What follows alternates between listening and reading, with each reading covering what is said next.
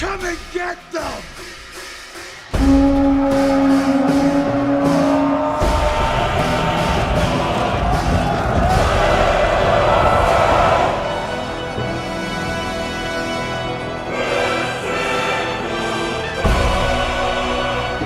Fell deeds awake.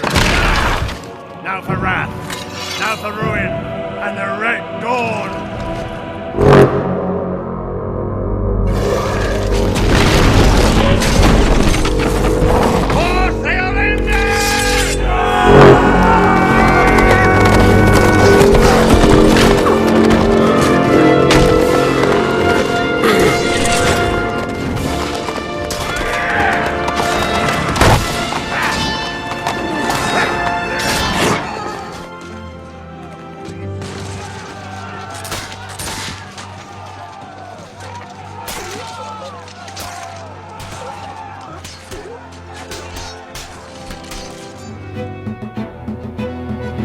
Sloges dig ut på rusarvollen I dagene 2 og 3. Heidningen fall for Rolandsværet som storren for Boan tå. Ria deg ut over Franklande med dyre drås I sadel. Læs I luren olivan på rusarvollen. Sloges deg ut på rusarvollen, foro deg alle freie. Heidningen fall for Rolandsværet som snjoen driver I heie. Ria deg ut over Franklande med dyre drås I sadel. Læs I luren olivan på rusarvollen. I like to know what the mainstream conservatives are doing, and I would say it's very interesting to know where they've been going recently, because given our current political environment, what exactly is a mainstream conservative? Is it the same thing that existed a couple of years ago? I mean, I guess, yes, there are still those, but they're kind of splitting into two things. Those who are more and more being forced to confront the reality as it is, the failures of America as they are, and also those who have openly embraced the leftism.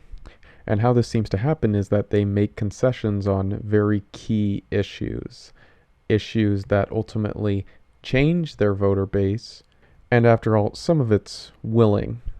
They're all too willing to change the voter base themselves. They're completely comfortable complying in moving the culture in a direction which is more comfortable for the liberals. Consider the many rhinos that you know of. But again, this breed of politician doesn't care what you want. Scientifically proven, democracies, here a republic, represents the common people, the interests of the common people, far less than some dictatorships. And that's how we are where we are.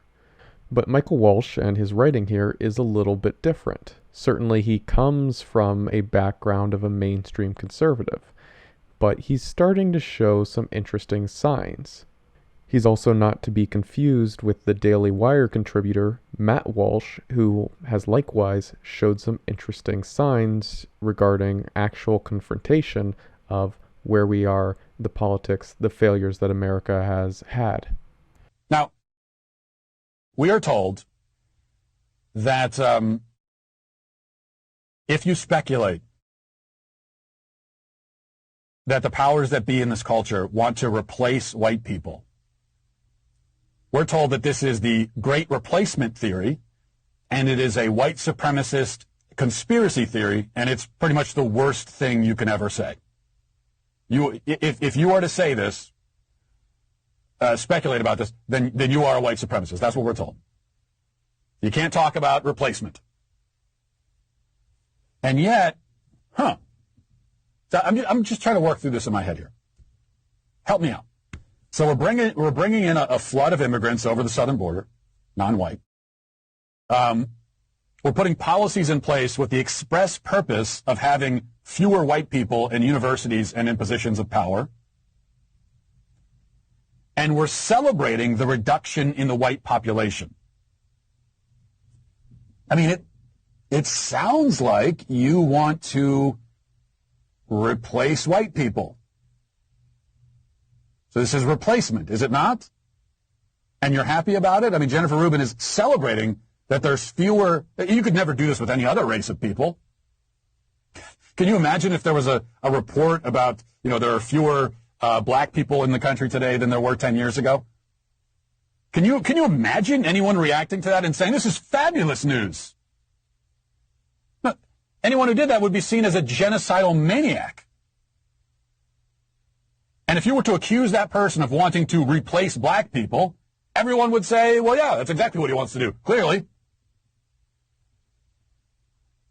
Yet with white people, you can advocate for replacing them explicitly, but if anyone correctly identifies what you're doing, then they're the racist. But is it good enough? And that's why I want to review this book, this bestseller, by the way, because I am very curious what mainstream conservatives are reading and are thinking about.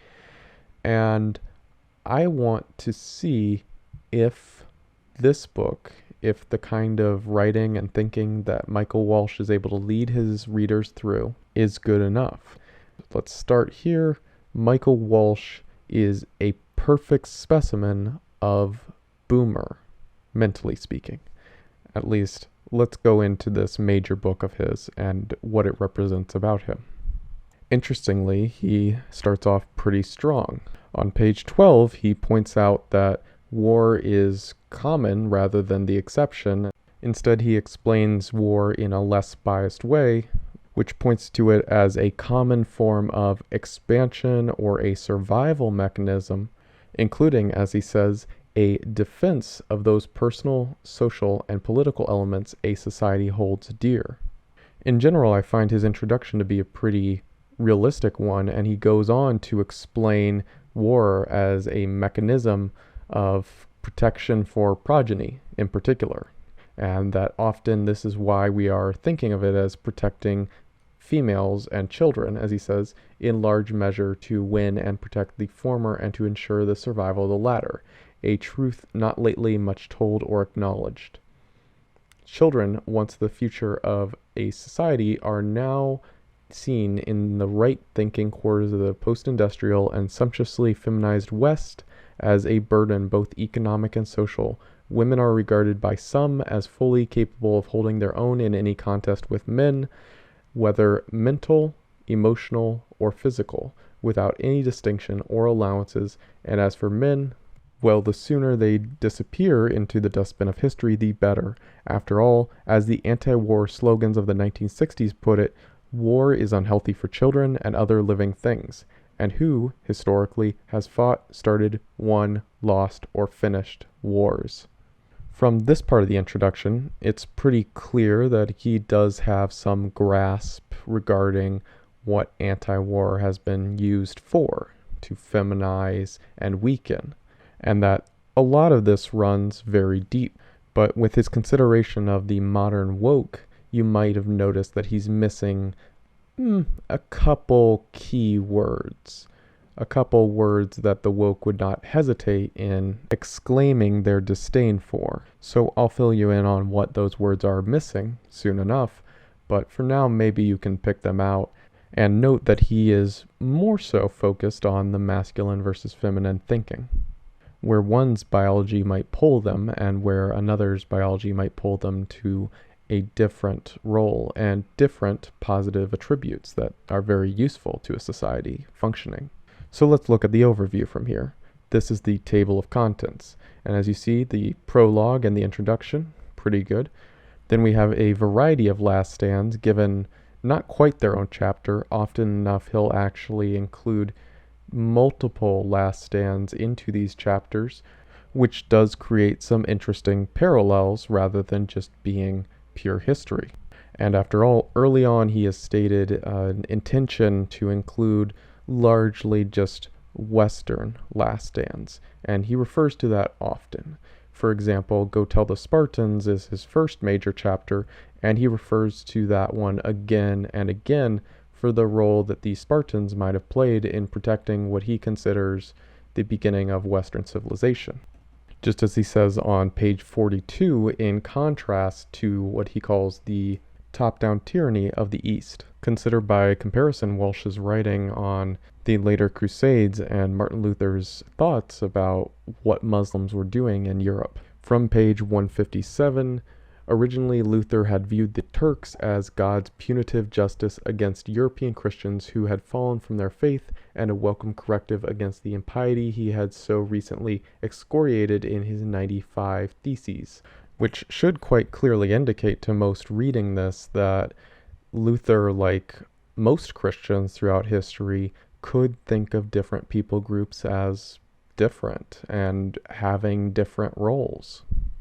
In fact, Martin Luther here viewed his own people as a people and did not want them to suffer, but he did see weaknesses in Europe that had allowed this to happen in the first place. However, the next paragraph should indicate to you that Walsh may come from a far more Catholic and far more modern opinion, likely derived from what he has been told instead of what he has overall read.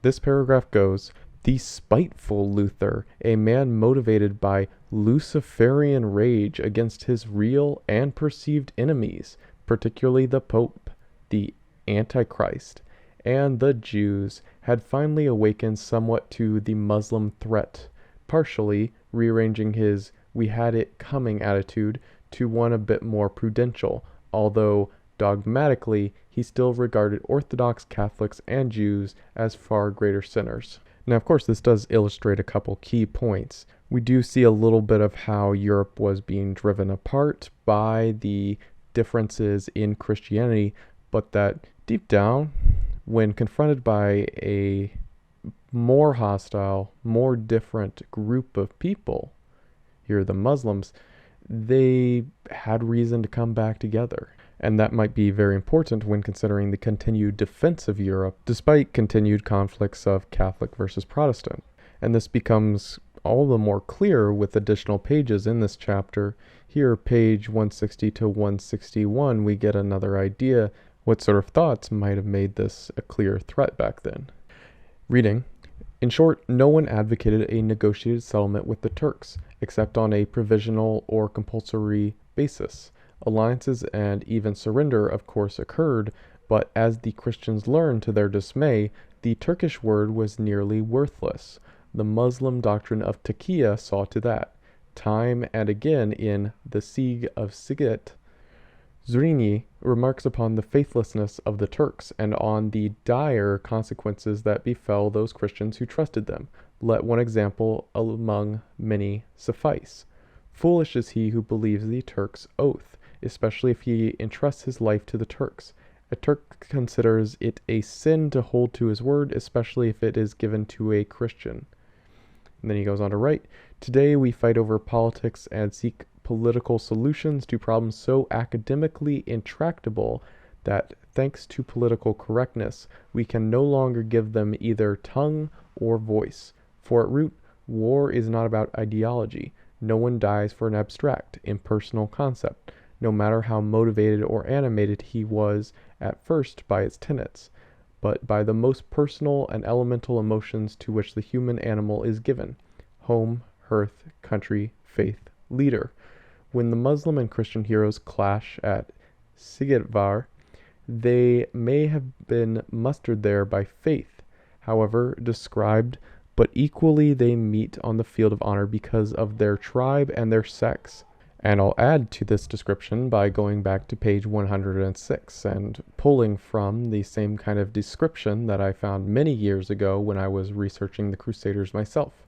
Here from Pope Urban II's motivation, which really kicked off the Crusades. A transcription regarding what the Pope might have said.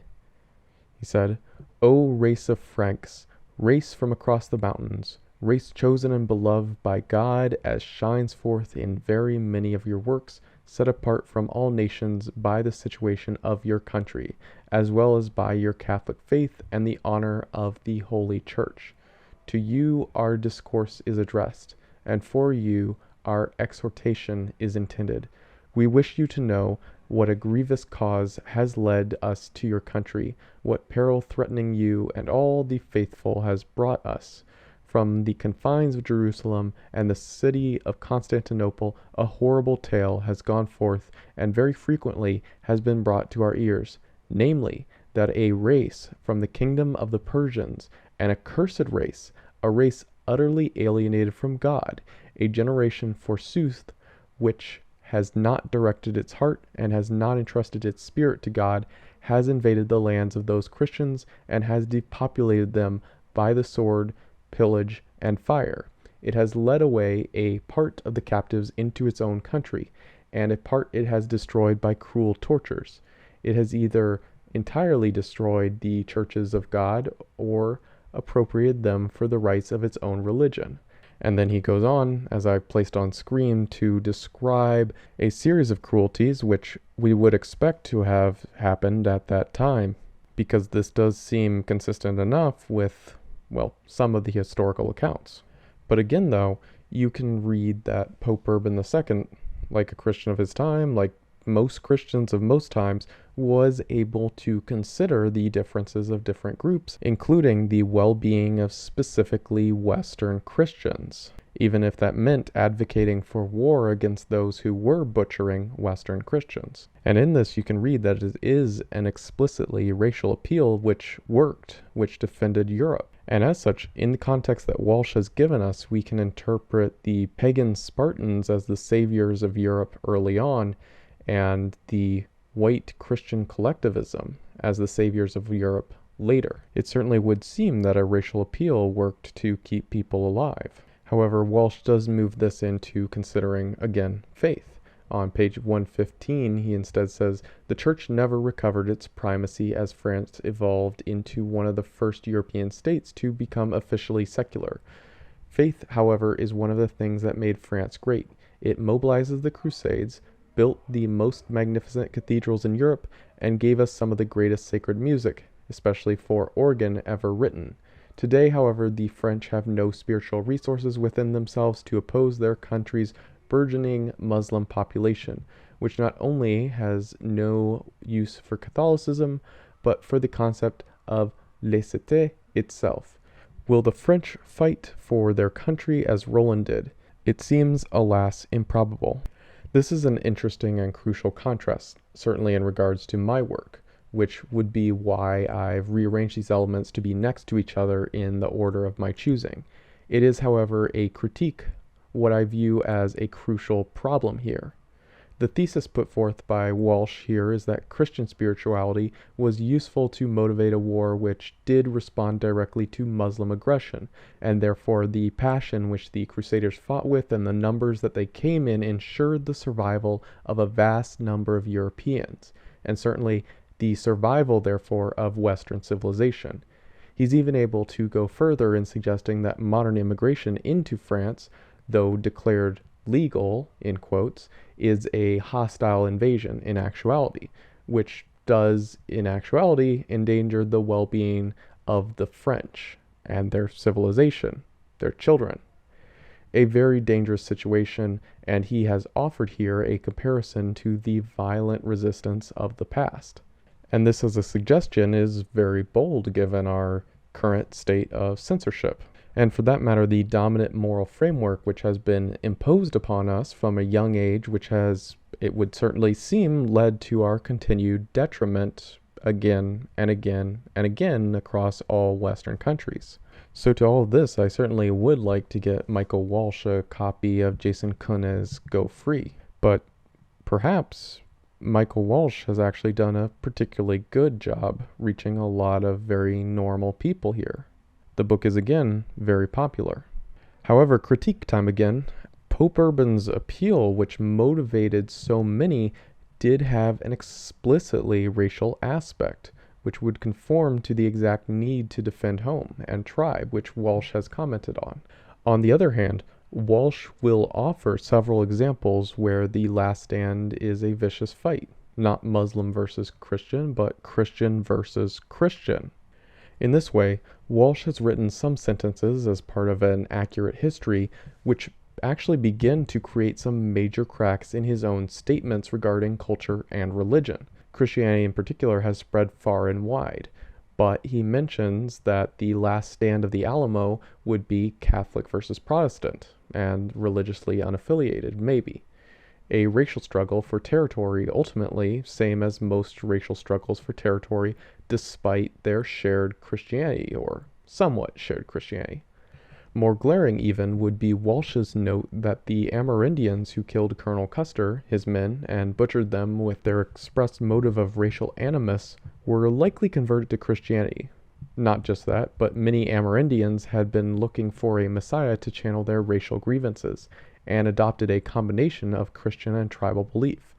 If anything, the introduction of Christianity to these people offered the organization which made the slaughter possible. The mutilation described in this chapter, by the way, is absolutely not for the faint of heart, but since Walsh must still think in the narrative largely implanted into his mind by TV watching, he shows far more sympathy for the Amerindians and the Mexicans than he does for white attacking forces, let's say the Romans or the Crusaders. And also, I would further add more examples. In Africa, certainly it has been made very clear that the racially motivated slaughter of whites and Ethiopians in Zimbabwe, which extended to war against a free and heroic Rhodesia, engaged in a last stand threatened by Africans armed by communists and pressures from Europe, well, that was ultimately advocated for and organized by black churches specifically. Here, Christian churches became crucial to organizing the slaughter of other Christians, and not just that, but Christians of the same denominations. It's a racial split. It's not even a denominational split. The same could be said for the hyper-religious South Africa. Hyper-religious on both sides of the race barriers, but after a great deal of anti-white terrorism, including killings at churches, well, eventually the government power was forced to change hands, and the slaughter of white, often Christians, by non-white, often Christians. And of course, from Walsh's modern perspective in America, especially all of his writings in and about America, it's kind of hard to miss that while Europe may now have a problem with a massive Islamic population, America has a somewhat different problem. A very different racial grievance, which has historically and through to today been trumpeted by a lot of racially self-interested churches. Yes, the historically black churches, well, they've never been for your well-being explicitly. They've been for what they see as best for themselves. That's why there's something called black churches and how they've always functioned. You shouldn't be surprised to see the major ones overwhelmingly supporting BLM, because their interpretation is fundamentally different. It's ethnocentric in nature. They're black churches. And in their narrative, you are the bad race. Even today, that's the founding story that they go by and they exhibit.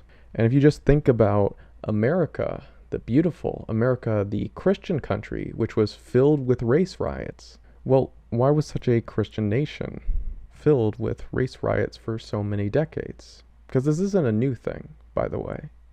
The history of race riots in the U.S. has often included people who would be particularly statistically likely to be Christians on both sides. Looters, arsonists, police, business owners. Probably mostly Christian. This is before even mentioning that the religious do seem to exhibit higher ethnocentrism, so we might expect, as historically exhibited in all of these examples, that more religion means more people have the tendency to act as ethnic groups in competition with each other, claiming of territory, space, political power, or whatever else they might be able to take. While swept under the rug, it has happened again and again and again. But I have a whole long video on that already, crucial link below on that, where I believe that I've demonstrated why it is that so often Christianity just conforms to the racial interests of every non-white group that it has been brought into. And I make exception there because Christians in what are now supposedly considered white churches, or majority white churches, these Western Christians are so often subjected instead to anti-white memes that have been brought in as if they were actually moral. And the clearest evidence of this has been the deafening silence of the churches when they are confronted with ever more blatant anti-whiteism that has been institutionalized. For that matter, America's largest growing demographic is most assuredly Christian, disproportionately Catholic. So, you would think that Michael Walsh himself, with his love of Catholicism, would be far more excited. America is getting more Catholic every single day. Or how about this that he's written about when talking about the Alamo on page 177? He writes, "And yet the Spanish never followed up on their victory in Mexico or the rest of Latin America. To this day, the political class of most of South America is, or has been, largely white descendants of the Spanish aristocracy, with administrative and ethnic bona fides that keep the largely mestizo and or former slave mulatto population in subordination. If there is any, quote, racism in the Americas, look to south of the border for its origin." And to me, this sounds very instantly like a very powerful, angry, anti-white meme that he has inserted. Reading over this particular last sentence, I would ask Mr. Walsh, are you insane? Do you want to advocate for more anti-whiteism? Is that your intention? Because you're saying that there is a villain south of the border, and that villain is white people south of the border. At least here, the white people south of the border who have achieved high positions. And how did they do that, Mr. Walsh? How exactly did they convince all of these mestizos and slave or mulatto population, as you say, to vote for them? You know, they are these horrible white people. Did they create magic that got these people to vote for them? Did they use their magic to ascend in some way? Or could it be that these people are pretty good at organizing these countries, at creating a lot of the infrastructure, at making it work as best as they can when it is kind of hard to make these countries work? And that would be why, in these democracies, this political elite that you point to might still be liked well enough. But when Michael Walsh writes like this, I feel like I have to clean up his mess, because otherwise he is putting forth this idea, which has historically and through to today been used as a pretext for harm, racial harm against our people. That is this essential concept, as he's laying out quite clearly here, of white privilege. He's just not using that term. But the assumption is the exact same. I want to talk more about Western civilization and last stands, which is what Walsh says his book is mostly about. Here, the odd man out in his descriptions, his chosen description of Western civilization and last stands, may not be the last stands of Christian or pagan warriors. Both died with similar expression of defiant spirit. But the odd man out is instead the Jewish stories. It is interesting to note for these selected last Jewish stands that they are defiant, certainly, but with warfare that is waged entirely differently and expressing a very different spirit, a very different way of interacting and fighting. Instead, these stories parallel across a great period of time with accounts of assassination, espionage, and most divergent of all might be this parallel decision to kill themselves rather than go down fighting in both stories. So up to your evaluation. Referenced here, we do know that Ashkenazi Jewish people are only 40% European. And that would be in the most recent times. We might expect even less admixture in the past. So when I talk about Rome, maybe that's relevant. So the best genetic description of Ashkenazi Jewish people would be as a Klein.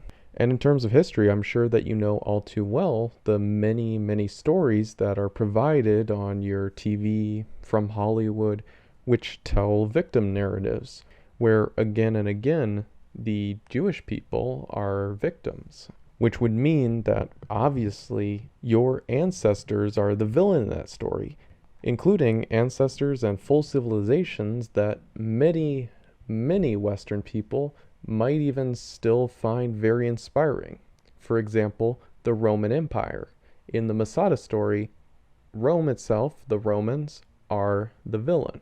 And so it seems very odd that Walsh is able to concentrate on Rome again and again and point to all its massive, fascinating influence on Western civilization, how influential it still is. And yet, in this story, in the Masada story, there's a group who are oppositional to this particular Western civilization. And the reasoning Walsh gives for their opposition even is odd. But let me read. From page 82, the Masada story itself is as stirring and tragic as any in the literature. A small group of about 960 Jewish rebels, known as the Sicarii, took refuge after the fall of Jerusalem in a hilltop fortress called Masada overlooking the desert and the Dead Sea, about 33 miles from the city, led by the charismatic Eleazar ben Yair. They were an offshoot of the Zealots, who opposed Roman rule in the province of Judea. The Sicarii were especially deadly assassins. A Sicca was a dagger who would strike down their victims, whether Romans or imperial sympathizers, in public and then melt away into the crowd. In short, hitmen. Which maybe some more contemporary examples might include Israeli spies like seemingly Epstein and Ghislaine Maxwell, and most certainly, without a doubt, Jonathan Pollard, who was pardoned by Trump. So again, I'm noting a historical continuation of a way of life, a way of doing warfare. It's not particularly new, and after all, espionage would be a way to control or take down an empire that a minority would not otherwise be able to fight against. So, reading on, page 83, as the eminent British historian Paul Johnson notes in A History of the Jews, there is no parallel to the sequence of events in any other territory Rome rules.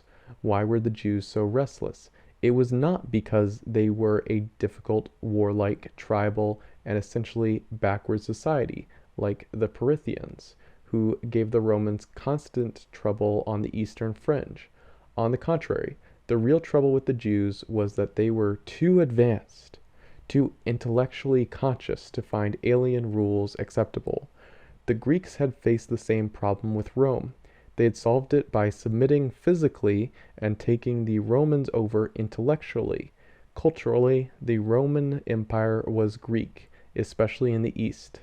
Educated people spoke and thought in Greek, and Greek modes set the standards in art and architecture, drama, music, and literature. So the Greeks never had any sense of cultural submission to Rome. Therein lay the difficulty with the Jews. And this is an especially interesting commentary, by the way, because, think about it.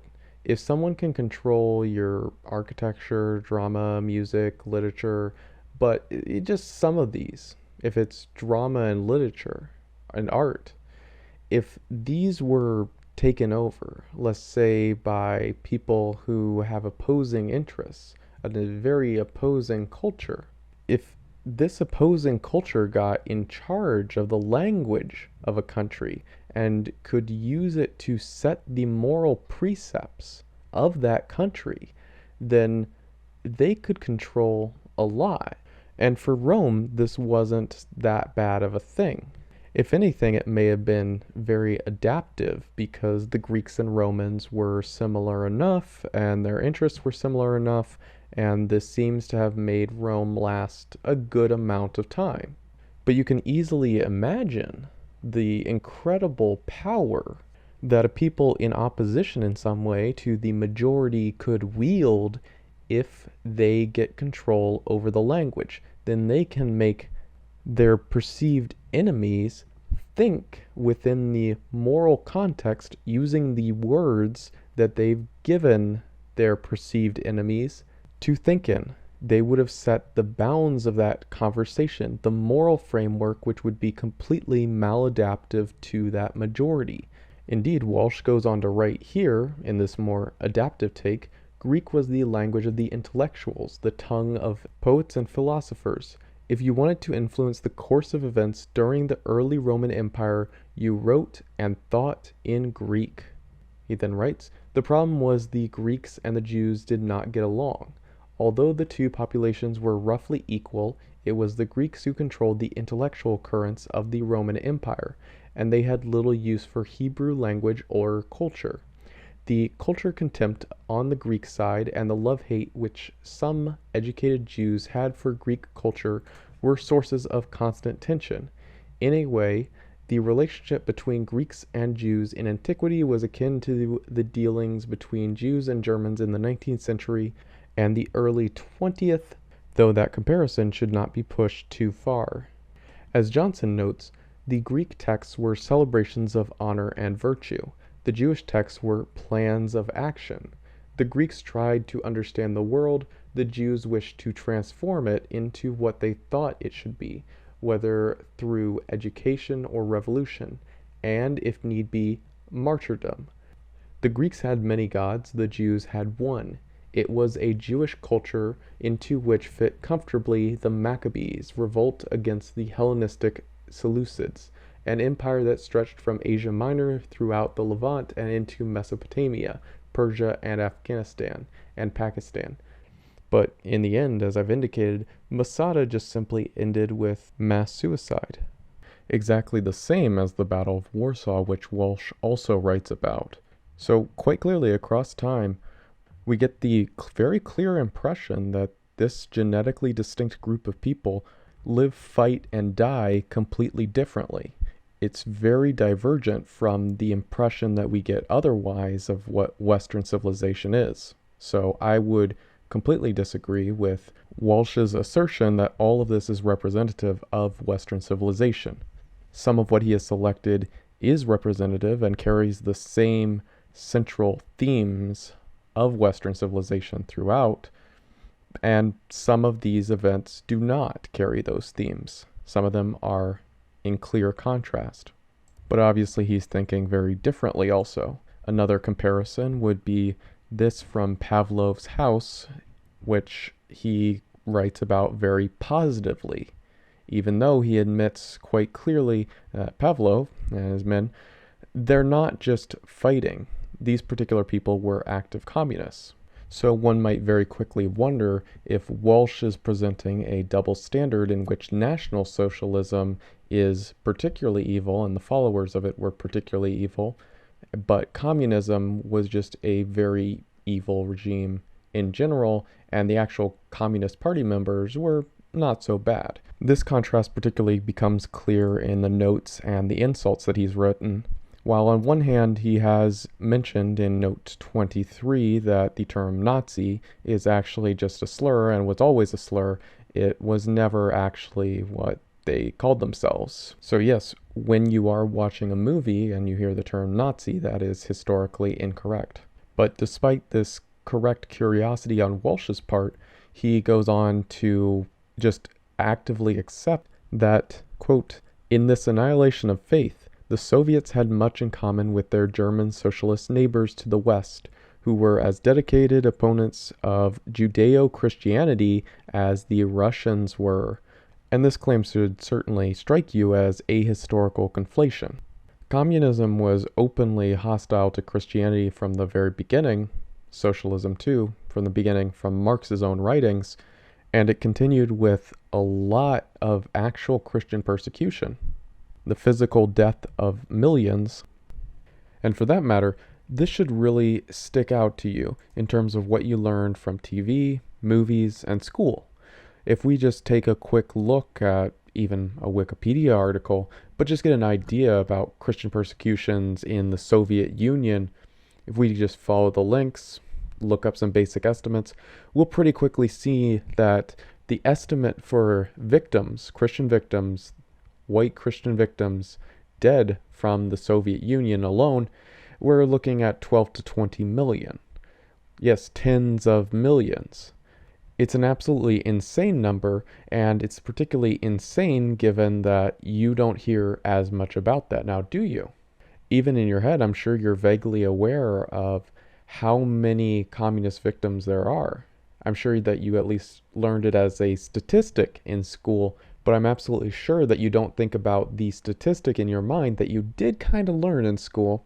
No, what you definitely learned was the emotion. So given the statistic alone, and certainly the lengthy amount of historical records that we do have on this, then you could think of white Christians as a particular victim group, a group who was killed in brutal ways by the tens of millions.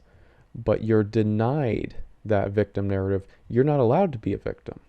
You're not allowed to be a victim because you don't get the movies.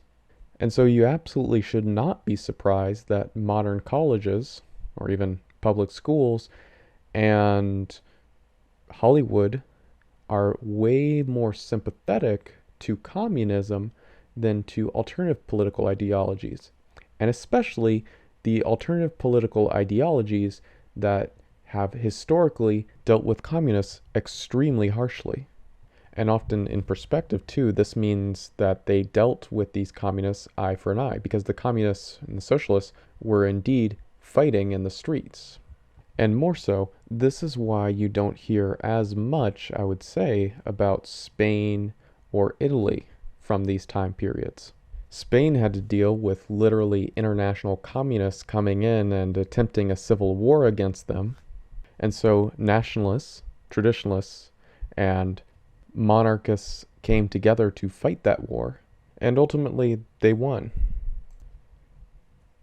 And so if you're paying attention to where the political leanings are, where successes and failures have happened, then it should be clear why I'm telling you this now instead of TV and movies and your schools telling you more about that particular important event. Even some of what Walsh writes can crack the lid open ever so slightly on some inspiring historical events which you do not learn about. Maybe they would be inspiring by accident. And certainly, regardless of any political label under the sun that you would happen to choose for yourself, I can say with absolute confidence that if there's one thing that this current regime doesn't want, it's for you to be in any way inspired, empowered, or alternatively, defensive. And you know it. While his assertion that the National Socialists were particularly against Christianity runs up against all of the support which the National Socialists gave to Christianity, all the pictures that we get of them working with the churches at times, meeting with church leaders, and for that a supplemental book which was loosely associated with their regime called Positive Christianity in the Third Reich. So in contrast to the open hostility of the communist regime, the assertion that National Socialist Germany was particularly anti-Christian is mostly derived from various figures within the party who may have had negative views of Christianity, but these were largely just written down off to the side. They were not the mainstream. They were not what people were necessarily following. And so reading over such opinions, it might seem like the ultimate goal was more often to control the church rather than to directly attack Christians. If they had, I would suspect that they would have the same kind of civil war on their hands as Russia went through before it fell to the communists. So if the regime of National Socialist Germany had planned on really destroying the Christianity in their country, well, they certainly didn't go there as the communists got to go there successfully. And perhaps most obvious of all is Walsh's use of the term Judeo-Christian here. If Walsh looks at history and sees so many conflicts between Christians and Jews, which he writes about a couple of them, then you would think that there might be some incompatible values there. And I would say he certainly does not know what Jewish values actually are. Adding to this misunderstanding, we can read what he writes on page 212, that faith was not necessarily Christian, although it largely was. It could be Jewish or tribal. Of agnostics or even free thinkers, there were a few, although the notion of secular humanism as a kind of religion in itself was still a few decades in the future. And so I'll agree with him here that secular humanism, but in particular the modern moral framework, has been imposed upon us, and it's been imposed upon us in a very religious way. However, quite glaringly, he says Jewish or tribal, and he's trying to wedge that into Western civilization alongside Western people and Christianity. But when Jewish people are often called the tribe, in reference to being considered one of the tribes of Israel, and when Israel itself has a genetic test that one may take to see if they have enough of a particular tribal ancestry to gain residency in Israel, well, quite obviously it's a religion and it's also a tribe. It's explicitly tribal. But here it's quite clear, like a lot of the other events that I'm pointing out, yes, tribalism is all around, and it's practiced by all racial and ethnic groups. Really, it's just that thanks to a particular conditioning, people are very afraid of one particular group, the one group that it's okay to hate, having their own identity politics. And he again displays how he is stuck within this mentality that he has himself been subjected to when he quotes on page 96, "But there is no way to sugarcoat it. Identity politics was the essence of National Socialism as articulated by the Führer and as put into practice by the National Socialist German Workers' Party upon their seizure of power, democratically to be sure, in 1933. And so, of course, he demonstrates very obviously the double standard of racial identity politics, which has been maintained in narrative alone, that he can be sympathetic to the racial animus which resulted in the last stands and sometimes the slaughters of West men that he even writes about. And he even seems to give a significant pass to the very clear racial statements which were used to inspire the Crusades on the Western side also. And his differential reaction here largely comes down to the movies he's watched. I said that he's a boomer, and he's constantly talking in this book about different movies that he's seen, what movies he likes, what ones he doesn't, and on page 102 to 103, he lists off a list of Jewish-created movies, which he points out have been made specifically to lampoon, insult, belittle, degrade certain Western regimes. And these are, of course, some of the movies that he very much likes, but I think it's particularly telling when he ends this section by writing, "It doesn't matter from Josephus to the present whether these stories really happened. What matters is that they are true." And what a George Orwell statement that is by a supposed conservative. It does matter whether my TV is telling me something that is fairly true or fairly false. And so it seems all the more important to not just have funny haha time watching the comedy, but ask yourself, what morals are you actually getting? What lessons are you getting? And therefore, what is this TV, what is this movie trying to tell you and your neighbors? What thoughts are they trying to normalize? Another clear example of this identity politics, he might say, though really it's just ethnic interest in action, is what he writes on page 181. The Mexicans had made the fatal mistake, as the Romans had a millennium and a half before, of inviting in foreigners from an antithetical ethnicity, faith, language, and culture, and allowing them to flourish and supersede the natives in population and thus overwhelm them by sheer force of numbers, enhanced, of course, by considerable cultural and political animosity. Diversity, it seems, was of as little use to the Mexicans as it was to the Romans in the 5th century. There was no strength in it, only trouble. And the inclusion of such comments as this, astute comments here, could make you think that maybe Walsh is moving people in a particular direction, a more interesting direction, one which moves people away from his later going after identity politics, as he calls it, and instead back to what he might indicate more in the introduction of this book, an acceptance that some form of identity is the norm. As he writes on page 36 to 38, etymology may not be destiny, but it is history, and while the history of the future is as yet unwritten and unknowable, the history of the past is often literally engraved in stone, carried around in our DNA.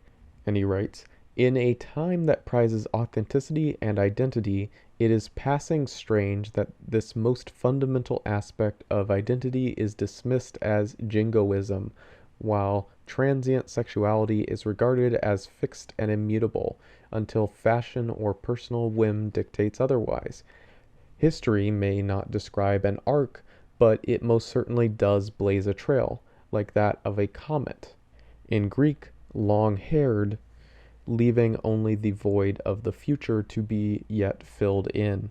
So words here like DNA, history in our DNA, and jingoism, well, he's recognizing these as powerful biological facts. He writes before on page 20 to 22, he first recognizes male versus female and recognizes the masculine force, that men are a particular way.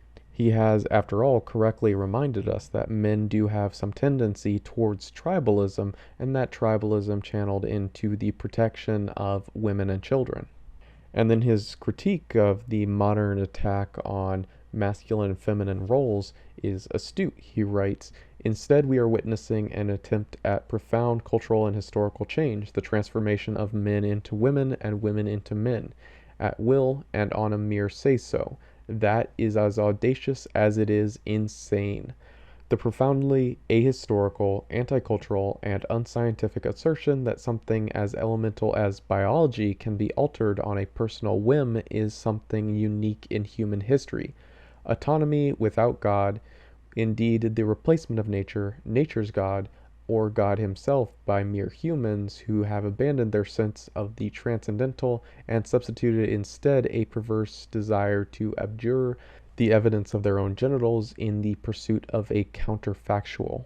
And so with all of this written in the introduction, it might be very surprising where this book ultimately goes. The tensions which remain unresolved in the remainder of the book between indications of tribalism as nature and between his rejection of that of identity politics he'll often point to.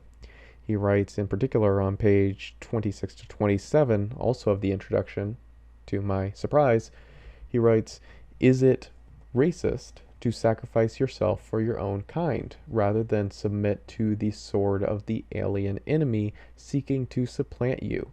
By regarding all cultures as equal or even superior to one's own, has not treason therefore become the highest form of patriotism?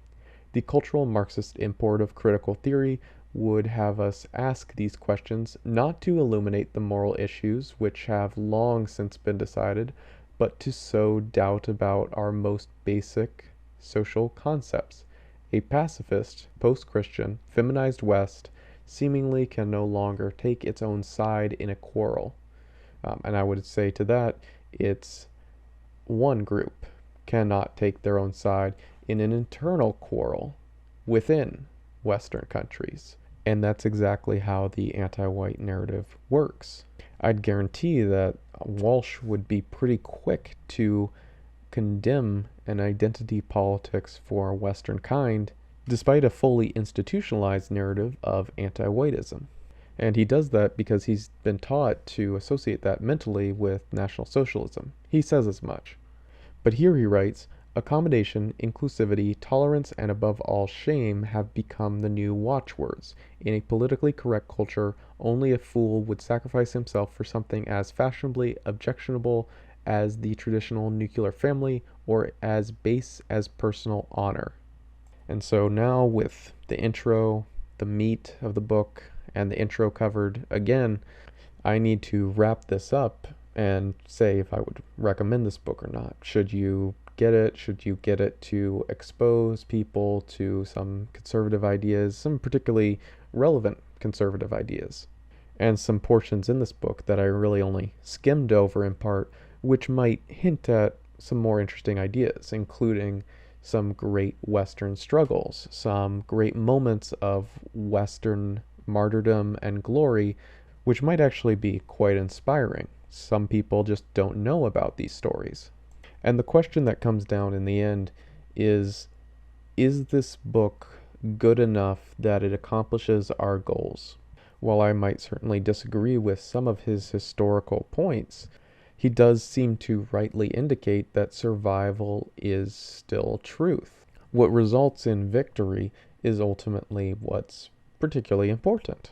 For example, when he's looking at Europe, I would think that he correctly understands that whatever works to ensure a future for the Western people in Europe would be more important than reevaluating the exact events of the Crusades and figuring out exactly what happened. And in this way, certainly when he refers to Europe, he can be suggesting some ideas that have a bit of fire in them, a bit of desperation in them. But what's really important in the Recapture Our Destiny is recapturing hearts and minds. Is this book good enough in that regard? And so my answer is ultimately no, not exactly. I do somewhat enjoy this book, certain parts of this book, but more than anything, I find this to be an exhibition of where the modern conservatives are and where maybe they're getting close to where they need to be. But Walsh in particular here, he has some going free to do. He needs to remove from his own mind a certain number of anti-white memes, which are crucially, and this is the crucial part, they are crucially stopping him from taking an actual strong side. They are stopping him from caring about one particular group who is at present really under attack. He might indicate some amount of concern, and he certainly senses danger, absolutely, but the words used in this book do not form a strong opposition. Instead, this serves as a demonstration of the kind of hold that even now, even with, fairly smart writer here, the kind of fear that the anti-white narrative forces, where even when he is talking about explicitly Western people over and over again, he is far more afraid of Western people admitting that, yes, we do have a distinct identity. Yes, you do have a family. Yes, you do have a tribe. Yes, you do have a people. Yes, we do have interests. And if ultimately, linguistically, he does a lot to stand in the way of those interests, then that is still a problem. And so I've gone a lot longer than I thought I would, but there's a lot of interesting topics here. So I was trying to think, how do I wrap this up? And so as a final farewell to Michael Walsh, the mainstream conservative who I am partially complimenting and partially critiquing, I thought of the perfect way to close this out. Did you know that Michael Walsh also wrote part of the script for a Disney Channel movie, Cadet Kelly?